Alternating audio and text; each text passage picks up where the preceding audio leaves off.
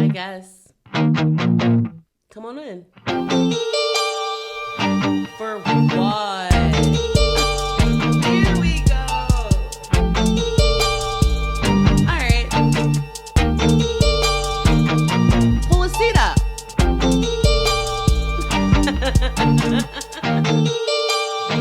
It'll be fun.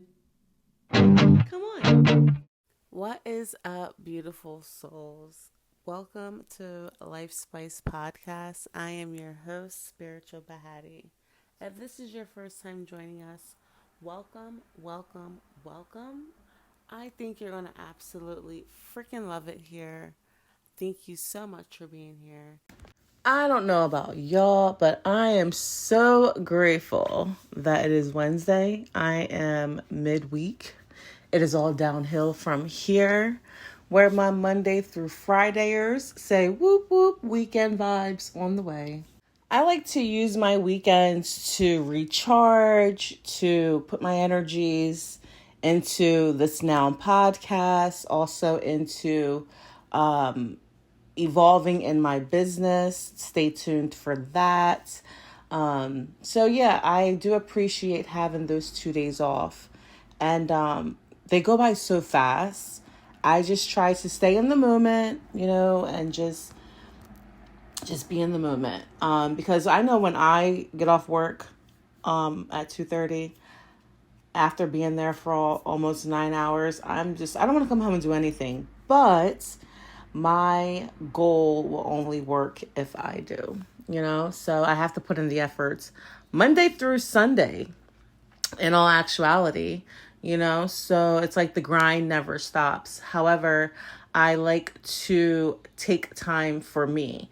And if that means, hey, my podcast doesn't post on the day that it's supposed to, which is what happened this week. We were supposed to be posted this morning. You all may not be hearing it until tomorrow, which will be Thursday. But that was because my body, when I came home yesterday from work, my body said, ma'am, we're going to do our edits. We're going to do our rough draft. We're going to make sure our research is good. And then we're going to bed, after we eat and shower, of course, pray. And that's exactly what I did. So I am learning to listen to my body and listen to my mind when it is telling me that it needs rest. So on this episode, we are going to focus on the spice that is healing. Yes, the spice that is healing. Because remember, this is life's space. So we will be talking about a range of spices each week. Okay. So this week we're talking about healing, and I must say that this is or was one of my more challenging. I mean, not that I have a lot of, episodes already recorded. I do, but I also I've tossed a lot. I have revamped a lot. But this was one of my more complex episodes. So bear with me. Again, I'm still new on the mic. I'm still learning, iron out the kinks. Thank you for being here this far, 3 minutes in. Appreciate you. But let's get into it. So before I get into the actual terminologies of healing and all that, I want to say that while on our spiritual growth journey, our healing journey, we are never fully healed. We will always be recovering from something, good or bad. I mean, I don't want to, make it negative, positive, but we will always be growing. So therefore, we're always healing from something. Okay, so now to get into terminology, the broad meaning of healing is the process of making or becoming sound or healthy again. And according to Wikipedia, healing is with physical damage or disease suffered by an organism. Healing involves the repair of living tissue, organs, and the biological system as a whole, and resumption of functionality. Now, what I gathered from that was a whole bunch of medical. Now, let's apply that to the spiritual, okay? When I think of spiritual healing, I think of like Wikipedia just said about the tissues and organisms and the biological, But now I just think about that on more so of like the mental, because I feel as though spiritual healing begins with the mental versus the biological. That's just my opinion. Now, the true meaning, this is the one that we're going to go with. In summary, healing was defined in terms of developing a sense of personal wholeness that involved physical, mental, emotional, social, and spiritual aspects of the human experience. What sticks out to me the most in all of the terminologies of healing is the human experience. When I think of being human and how human experiences have almost broken me. I mean, because when you think of it, we don't experience everything on our own. Even when it comes to like the first time we experience pleasure, the first time we taste something sweet, our first steps, the first day of school, like very little experiences do we experience alone.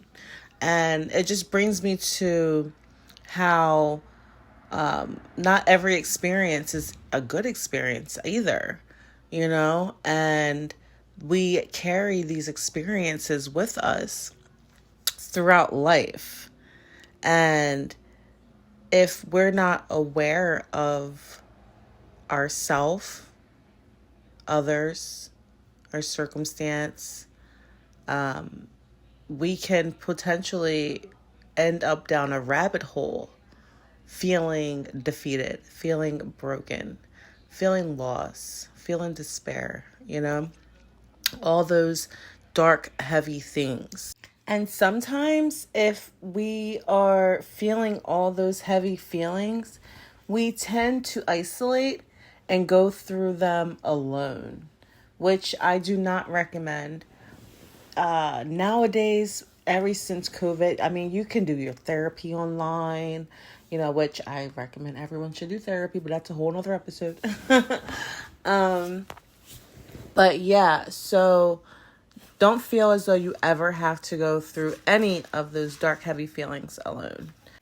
Although I must say that during our healing journey, there will be moments where we are alone, but that's a totally different mindset when that's happening versus being alone and suffering alone.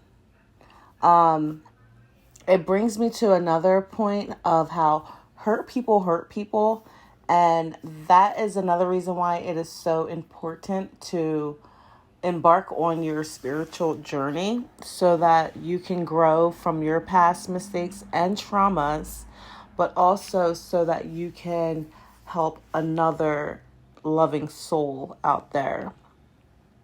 When I think of healing in a visual sense, I see a scab. Okay, it's ugly, it's tight around the skin. It kind of hurts a little bit, and the only thing that keeps you going is that, okay, well, that scab ain't going to be there forever. However, the scar may be. Well, that's kind of what healing is like, in my opinion. You're going to go through and face those traumas that have hurt you and that have caused you to hurt other people. Because again, hurt people. And when no one goes out, I'm not going to say no one, but if you're a loving soul, if you're a good soul, you're not going out looking to hurt people. That's the last, especially people that we love and care about. That's the last thing we want to do is hurt them. However, if we are not recovered from our traumas, that's exactly what we're going to do. And it's a vicious cycle. I mean, there's generational curses and traumas that just keep happening because hurt people are having children and hurting them, and then their children are hurting, and it's just a repetitive cycle. And no one's exempt from this cycle. No one walking this earth, who has walked this earth, who is going to walk this earth, is exempt from the cycle. And what needs to happen is our cycle breakers need to step up. And that is what this age is coming into, is breaking those generational curses and those generational traumas, you know.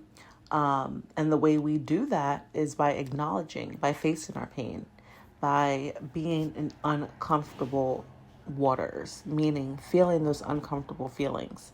Because when you think about it, you can't grow if you're comfortable. If you're comfortable, you're legit stagnant in life. You're complacent. Like, you might as well just grab your blankie, snuggle up, watch Netflix, metaphorically speaking. But if you're comfortable, you're complacent in life.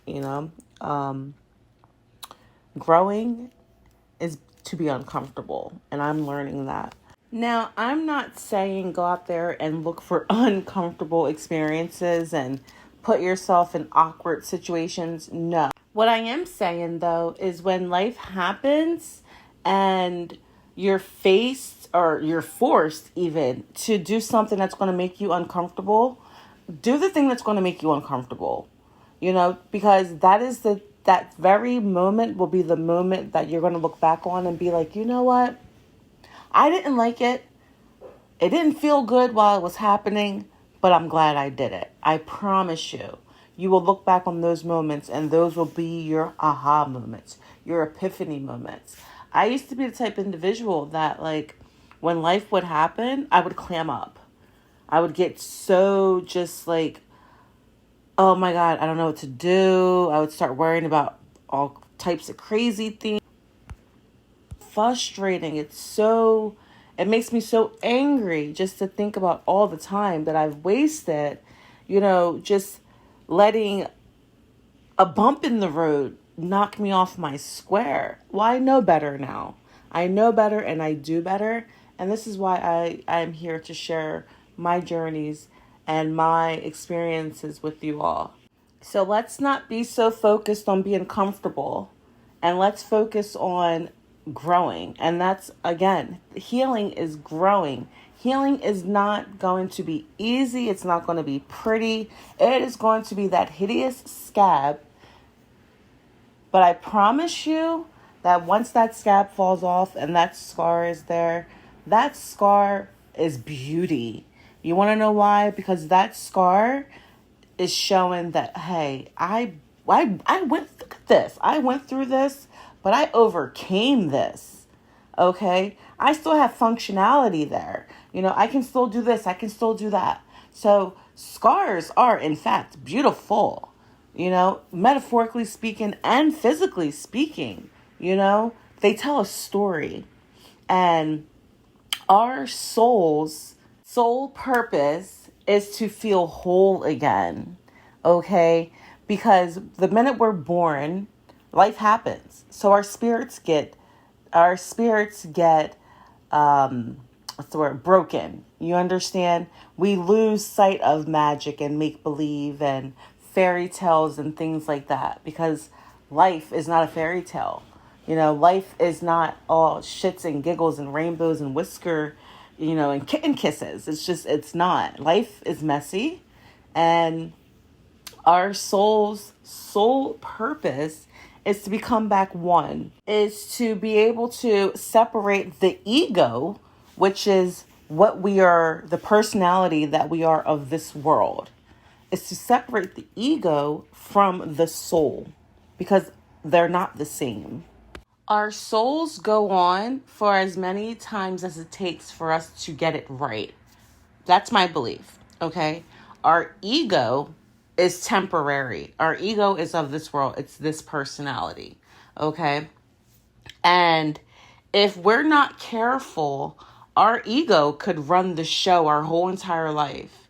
And that'll just bring us back. That'll just bring us back to do it again and to align our true soul's purpose. Now, everyone's true soul purpose is different, of course, Think about when you were younger, and even not even younger, just in general. You have a dream placed on your heart. That was placed on your heart because that is where you are supposed to go. When they say follow your heart, it is so true in a sense. And they also say that we're not supposed to worry about how it's going to happen. We're just supposed to follow that dream, do the next right thing, to align that dream. And before you know it, hey, you're starting your podcast. Hey, you're starting that coaching business. You are living your soul's true purpose.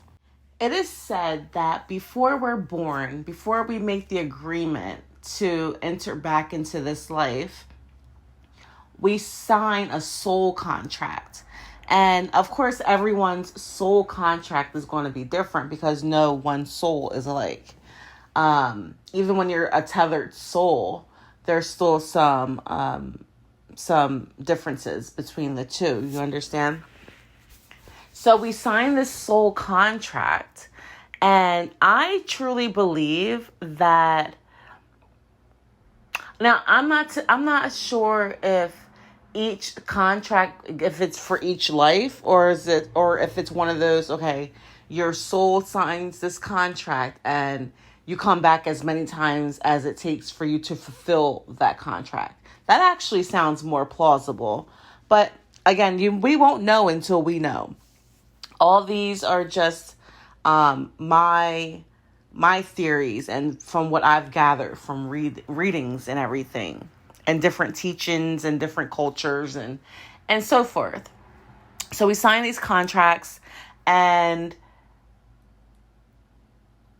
our healing journey is one of the ways that we get, in my opinion, to fulfill those contracts. Now follow me for a second. Okay, so before we go into the light, we sign a contract saying that I will be kind, I will spread knowledge, I will spread light, I will work so hard on my inner self that I will blossom into this soul that will have other souls gravitate towards me, and as a collective, we could change mankind. Let's just say that that's the contract, right? And then we go into the light, and we just don't get right. We just can't get right because the ego, which is of this world, the ego is in check, and the ego just it just won't let it happen, So we come back again, and so forth and so forth and so forth. So that's that. I truly believe that the healing journey gets us a step closer to fulfilling those contracts. And again, that's just my opinion and what I comprehend from, like I said, the different readings and cultures, teachings that I've come across.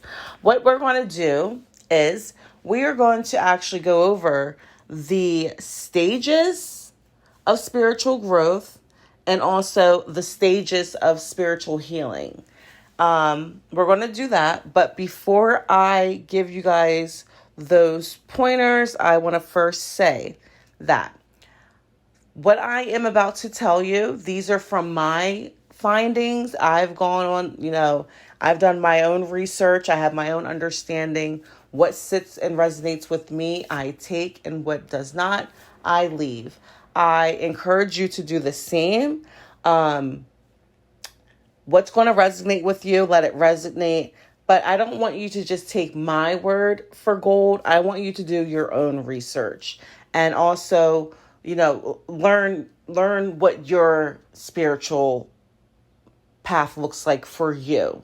This is just a blueprint of what works for me and what I've come across. So I just want to make that very clear before we go into the different stages. Now, the first we're going to do is our spiritual healing. It's 6 stages. Now, these 6 stages, they're not a quick fix to, okay, I do these, I'm healed. These are legit the groundwork. This is the mindset that you're going to have to go through. Stage 1, declutter.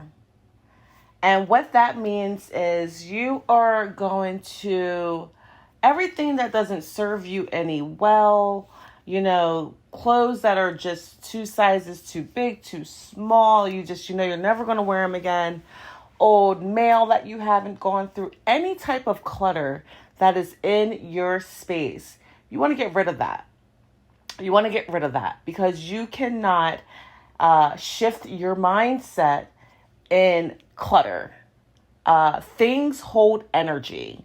So if you have stacks of old bill collection letters and old newspaper clippings, that's just holding stale energy that is just blocking all the good that's coming in. So you want to declutter. That's number one. That's stage one. Stage two is examine your beliefs. What rings true to you? What do you actually believe in? Where do you think we go when we die? What do you call on when you need guidance, when you need confirmation? What do you do? Do you pray? Do you meditate? Do you go for a walk? What are your beliefs? Who is your higher power? You want to really examine that and examine that relationship. You want to hold on to your beliefs. Get rid of those beliefs that were, thrown onto you by your parents or your spouse or your friends or whomever. This is your journey. So these are your thoughts, so that goes back to the declutter. Anything that does not sit well with you when it comes to your belief system, get rid of it. Get rid of it. That is step 2. Examine your beliefs. What is yours? Not someone else's, but what is yours? And be firm in it and be true to yourself in it. Stage 3 is expand your mind. Okay? Open your mind. Be more open-minded. And I want to give you a story of how, what works for me when I become super closed-minded, because it happens so easily for me. I am the type individual that I tend to fall back into this, that if I don't see it or if I don't know it, it's not true. And who am I? Who the hell am I? And I don't mean like factual things. I just mean like perspective things, okay? And just to give you a visual, a person comes to you and they say, the sky is pink. Now, you know damn well the sky ain't pink. You're like, person, miss, ma'am, sir, ma'am, the sky is blue. And then they say, well, the sun was setting or the sun was rising. And it's like, oh, it is pink. It's orange. It's purple sometimes. So that's all about perspective. And opening your mind is opening it to other people's perspective and other lenses. You want to go and learn something, learn it. Learn it from all avenues, though. Don't just learn what works for you. Learn it from all avenues. So open up your mind. That's step 3. Expand your mind. Step 4 is go outside. I love this one. I don't do it often enough as far as like grounding, but go outside and reconnect with the magic that is nature. Nature is truly magical. It really is. Go outside, sit underneath a tree, ask it for, like calmness. I don't know, but, take off your shoes and let them toes wiggle in grass. Make sure there's no doo-doos around. Although they say that doo-doos is good luck. No, pick up after your animal, miss. Thank you. Whatever. So yeah, like go outside and ground yourself. Just go for a walk and just enjoy the magic that is nature. So that is stage 4. Go outside and connect with nature. Stage 5. Ooh, this is my favorite, guys. Stage 5 is take care of yourself. I am the poster child for self-care. You hear me? I love it. I live for it. It's just, if I could do a podcast on just self-care, I would, but I just love it. Take care of yourself, put yourself first, put your needs first, It is not being selfish. You cannot do all of the things for everyone else and you can't even do them for yourself. Whoa. Your cup is so empty. How can you possibly give it to someone else if you don't have it to give to yourself? So you need to love on yourself. Self-care is, it is one of the, in my opinion, one of the biggest cures to a lot of mental health issues. Not the big ones, but just like the anxieties and the depressions and things like that. Like, take care of yourself. So that's stage 5. Take care of yourself. And stage 6 is learn to let go. And that is of anything, anyone that no longer serves you good, that no longer serves you well, that no longer serves you the room to grow. You understand what I'm saying? Learn to let things go. There is no reason why you should be upset about something that happened a year ago. There is no reason why you should be upset that you spilt your favorite Starbucks this morning. Although, now don't get me wrong, it's a good reason to be upset. But you don't be holding on to petty stuff like that. Not with all the traumas you got in your baggage that you need to work through. Let that petty stuff go. Because in order to get to the big stuff, you got to let the petty stuff go. You got people walking around with their lips poked out all day and this and that. And it's like, why hold on to things that you don't have control over? Okay? The things that you do have control over, if you don't like it, fix it. You don't like the way you look, fix it. You don't like, whatever, fix it. If it's in your control, you fix it.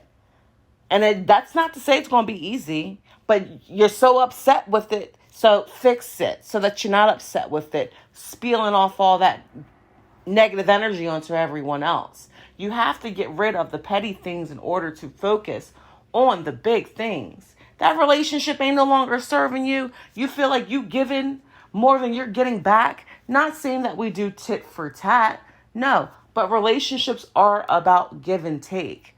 Okay? If you and your partner are no longer growing together, if you're stagnant, hey, you got to call the quits. You have to let it go.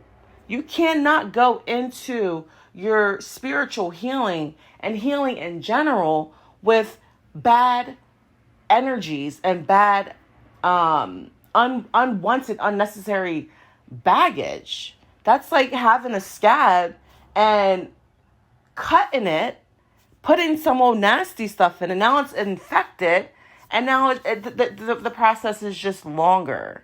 You understand? So learn to let go. And I'm going to go through those 6 stages again. First one is declutter. Second one is examine your beliefs. Third one is expand your mind. The fourth one is go outside, connect with nature. Number 5, take care of yourself. And number 6, let that shit go. Let it go. And when you incorporate these 6 stages into your life and into, starting that spiritual healing journey, this is the groundwork. These are the steps that you're going to go back to. Now, hey, you may not have to include all 6 steps. You may already have some stuff going on where you're like, I'm doing that. I did that. I'm move on next. Okay, so let's move on. All right. The next we have 4 stages of our spiritual growth, right? And these are who you will be while going through these stages. Okay. So the first stage is the victim, things happening to me. I remember my victim stage. I mean, it was like, woe is me. Everything was happening because of someone else's. I didn't take responsibility nor accountability for my actions. It was always someone else's fault. I didn't do this because so-and-so. And it's like, that's not doing me any good by blaming my misfortunes on someone else. That doesn't do any of us good. Own that shit. Own it. Stop playing the victim. You can't be in the victim stage and claim that you're healing. Once you know that you're there, you acknowledge that you're there, and you say, okay, what can I do different? And what you can do different is start owning your shit. Start taking responsibility for what you have done, how you have contributed to a situation, how you have contributed to where you are in life. Because we are where we are in life because of on our own accord. No one put a gun to our head and said, you better jump. No one did that, And so with that being said, we are where we are because this is where we chose to be, in a sense. Let that sit in, We are here because this is where we chose to be. Yes. Take responsibility and accountability for your actions. So that is stage 1, the victim. Things happening to me. Now, the next stage is the manifester. I like to think that I am here and because like I said in the beginning, I am healing. I'm not healed. I'm healing, So I like to think that I am in the manifester stage, and that is things happening by me. Because when we open our mouth, we are manifesting. I just realized I came across a post the other day. I think it was on TikTok because I'm a huge TikTok fan, but I also do my research. So anyhow, I came across this post on TikTok, and the guy said that be careful the songs that you sing out loud because you're manifesting. And I said, ooh, sir, you are absolutely correct. Because think about it. I don't know about y'all, but most of my life I've been hearing your tongue is a powerful weapon. Your tongue is a powerful weapon, and that it is. You can really hurt people with the things that you say. You can create the reality that you want with the things you say. Whether that be the living your best life, or may that be, you in the trenches. You keep on saying, I'm struggling. And, excuse the sound. I'm not studio ready. Kinda, but not really. Sorry. Distraction, squirrel. Anywho, you can say, I'm struggling. And guess what? You just gonna keep on struggling. You keep on saying, oh, I'm so broke all the time. You're gonna keep on being broke. So it is true. What we say is gold, okay? If you put some intent behind that, you put some feeling behind that, and honey, ooh, you can either create the life of all wonders, or you can create the perfect freaking storm, okay? So that is stage 2. That's the manifester. And then stage 3 is the channeler. Things are happening through me. Whenever I say the channeler, I think of Friends. I'm a huge Friends fan. I've seen every episode a ton of times. Like, I'm a huge fan. But whenever I say the channeler, I think of Chandler. And that is things happening through me. We begin to trust the universe, and we begin to start to see that where we are really meant to be and what we're really meant to do in life. That goes into playing with the letting it go. Kind of just like going with the flow in a sense. If it's not broke, why fix it? If it's working, why change it? You understand? You only change course if it's not working. So that is having complete trust in the universe. And I feel like I'm there also. I trust in the universe. Sometimes I take my power back, and I feel like every time I take my power back, I end up in some mess. So trust the universe completely, And so that's stage 3, the Chandler. Stage 4 is being consciousness. And that is we check our egos, we realize that we are not of this world, and we begin to connect with others around us. And that's what I was saying earlier about the ego and the soul. The ego is truly of this world. And if you let it, the ego will run wild, and your spirit will be so broken in a sense. You may feel like you're winning, but your spirit will be so broken when it's all said and done. So that being consciousness is, in my opinion, is what all the souls as a whole want to achieve. Is just being able to just live in harmony. Like the hippies were on to something. I mean, aside from the psychedelics and even including the psychedelics, bump that.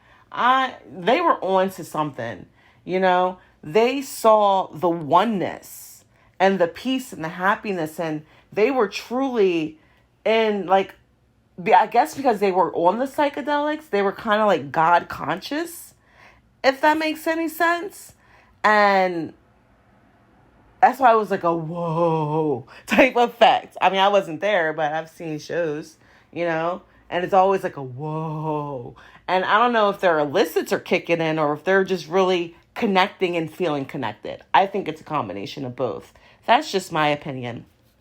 So let's go back over the 4 stages. That is the victim, things happening to me, the manifester, things happening by me, the channeler, things happening through me, and being consciousness, things happening as me.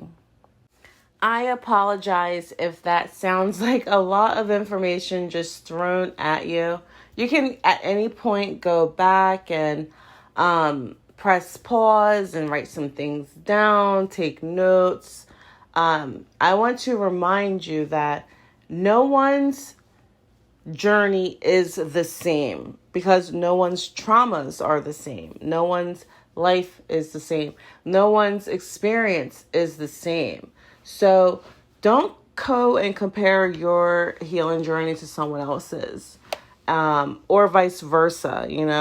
We are at different stages in our journey, and we have to be respectful of where other people are. And I'm saying this to you, and as I'm saying it to you, I'm saying it to myself, because I am the type of individual that when I speak things like this, I'm not just sharing for you guys. I'm also sharing so that I hear it out loud and I hear how it sounds when it comes out of my mouth, because sometimes that makes it sink in, So just remember to be kind to yourself and be compassionate to yourself. The same way you love on the people that you love, the same way you show up for them and your best self for them, be your best self for you. Let that sink in. Be your best self for you. Okay? If it does not work the first time, try again. If it doesn't work the 30th, 15th, 11th time, try it again. No one's journey is to be compared to yours. No one is living the life that you are living in the mind space and mindset that you are living it in, okay? So if you have to shift some of your reality and, shift your mindset, do that. But if you're one of these people that are listening and you have embarked on your spiritual journey and you feel like you were healed, please drop some gems in the comments. Shoot a girl an email. You can reach me by email at spiritualbaddie. That's spiritual, BAHADIE @gmail.com. I am the type person, if I see a red dot on my email, I'm there. I'm in it. Okay, I don't like any I check my emails. So you can reach out to me. We can converse. Hey, maybe one day you'll be a guest on the show, right? Who knows? But that wraps up our episode of Healing Not Healed. I appreciate you for being here. Please like, subscribe, and share through all platforms. If this resonates with you and you think that, it will resonate with a loved one, I am not opposed to it being shared to any and every one. My target audience is humanity. Like I said, and I will continue to say, this won't be the last time you'll hear me say this, but if my voice, if my experience can reach just one person and give them comfort and ease and just some type of understanding, then I've done my part. So if there's a whole gang of yous, I'm blessed. I love it here. I am so appreciative. I am so thank you. Thank you in advance. And again, don't be shy to reach out. And that wraps up this episode. Peace and blessings.